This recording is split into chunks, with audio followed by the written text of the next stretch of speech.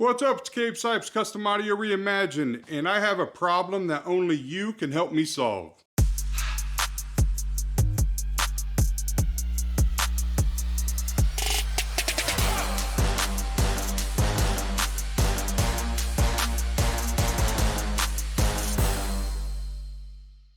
And what could that problem possibly be? Well, it has to do with this light box I created, the test bench, and all this was for one reason, well not one, but mainly one reason why I did all this. And these right here are the start of it. I have entirely too much equipment in my shop. Now when I say I have a lot of equipment, it's way beyond that. I'm basically a hoarder of audio. 30 years worth of audio equipment has piled up to the point where I cannot deal. It's taking up my entire warehouse area. I have brand new equipment, I have used equipment. I have used equipment that I only used for myself for like a test bench, or I have used equipment that's from my kids' cars, which are pristine. Then I have some used equipment from installs where customers say, just throw it away. And I always tell them, hey, I might sell this one day. And they always agree. So every customer has agreed that this was product that they didn't care, they didn't want back, or they told me to keep it as basically a tip. I know to them they thought it was a tip, but honestly it was just adding to my massive pile of equipment. So I'd created that light box over there so I could take the photos of what I have and try to post them up for sale. And the price I have is the price I want. There's no negotiation, there's no, bartering, there's none of that. Now some of the equipment I have is actually really cool. So I'm thinking about using it for future giveaways on my channel here. But if I wanted to do that with everything I have, I would be giving stuff away for the next 10, 20 years every month, and it's just not feasible. And I'm not using YouTube as my selling point, but what I'm gonna do is I'm gonna offer all the stuff on my YouTube channel. So I'll post these as like a selling vid, and I'm gonna put what I have currently for sale, and I'm gonna leave that available for about a week or two. Then after a week or two, I'm gonna start loading stuff up on my eBay store, which once it goes on the eBay store, there's fees and there's all kinds of crap. So if I can sell the stuff before it goes to eBay, it makes me more money and you'll save money. Anything coming up here that you see that you may want, you can call me here at the shop, go to car765.com. The phone number is right there at the top. You can go ahead and shoot me a text, that's the best way. Let me know if you're interested in it. Again, no negotiating, don't lowball me. The price is what it is. And if you can get it cheaper somewhere else, that's great, man. You should do that. But I don't need a bunch of people posting in the comments about how that's a ripoff because their cousin Tommy has it for half what I'm selling it for. Make sense? I'm just trying to move this stuff, so I figured I'd throw it on my channel before I throw it on eBay. Here we have a JL Audio HD 750.1. What's my purpose, but do I grab a slippery surface? Works perfectly fine.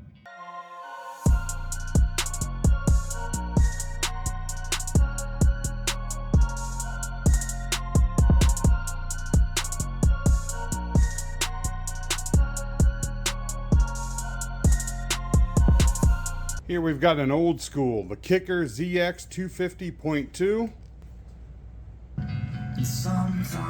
Works just fine.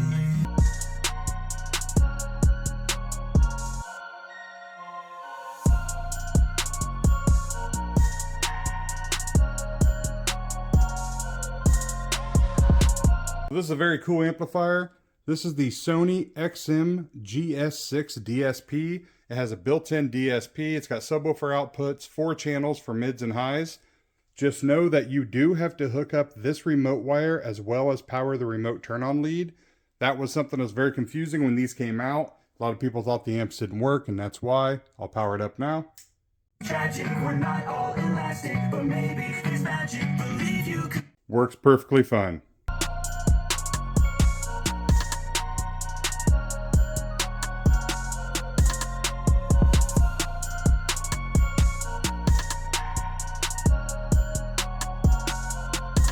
This is the Sony XM-2002GTR amplifier.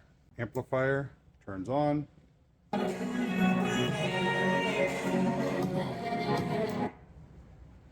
Works perfect.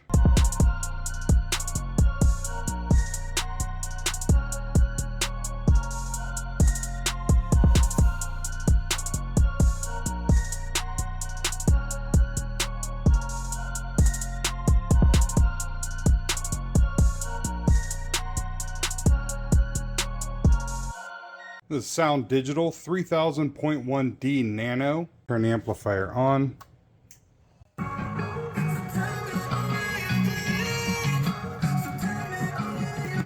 Works perfectly fine. I will note the fan is obnoxiously loud, and that's just how these amplifiers were.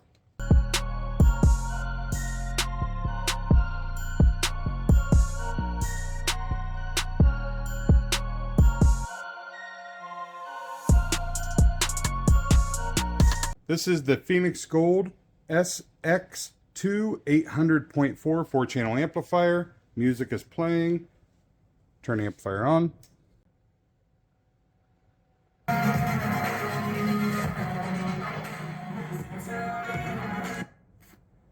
Works perfect.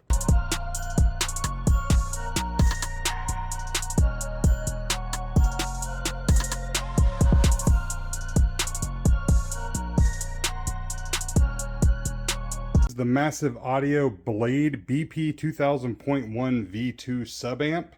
Music is playing. Turning amp on. This is a sub amp, so you're not going to have any highs. That's why it's so bassy. Works perfect.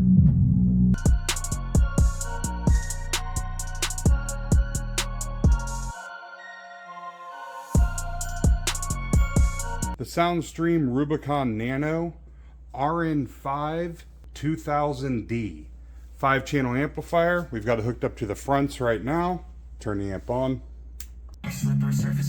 Works just fine. Now hooked up to the rear inputs. Works fine. And now plugged into the sub input.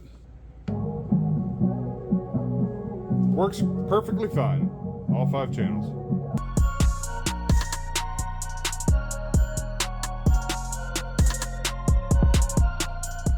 Like I said, you can go to car765.com. Phone number's at the top there. You can text me. I don't want to say the phone number here on YouTube because I don't know what the algorithm's going to do. But the next thing I know, I have 50,000 phone calls a day from telemarketers. So you can go to the website, get the number there. If you post a comment, I'll try to keep up with the comments on YouTube. I'm really bad about that, but just let me know and we can go from there. Thanks for watching. Take it easy.